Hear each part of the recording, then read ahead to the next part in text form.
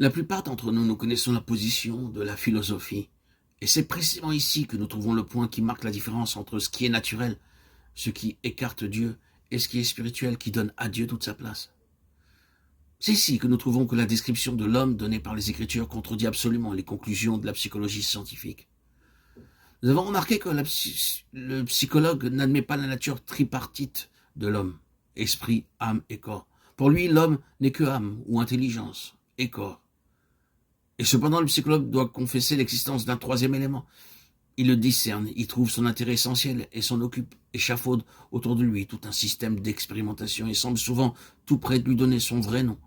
Mais le faire, ce serait renoncer à trop de choses. Et Satan, qui tient en bride la pensée de l'homme naturel, veille à ce que, en ce domaine, comme en tant d'autres, le mot ne soit pas employé.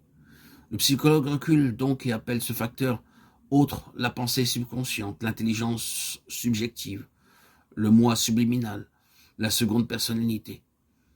Écoutons ces quelques citations qui font entrevoir jusqu'où certains maîtres s'engagent. L'âme se compose de deux parties. L'une est dévouée à la vérité, aime l'honnêteté et la raison. L'autre est brutale, fourbe, esclave des sens. Ou bien, il y a un schisme dans l'âme.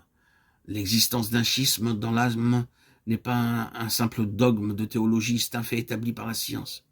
L'homme est doté de deux intelligences, dont chacune est capable d'action indépendante.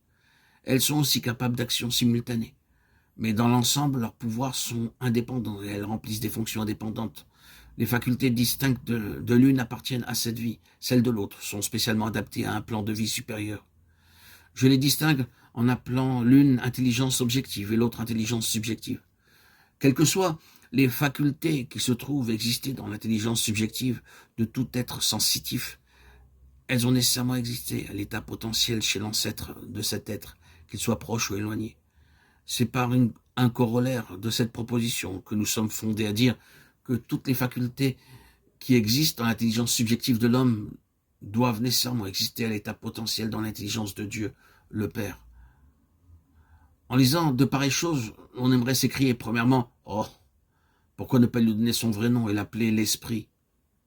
Puis, quelle tragédie que ces hommes aient fait des philosophes païens leur sphère de recherche et qu'ils aient laissé la Bible de côté.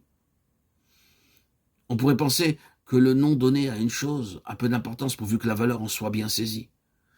Mais nous estimons qu'il est d'une importance vitale de reconnaître que nous avons ici deux choses absolument distinctes et séparées, et non pas deux aspects d'une même chose.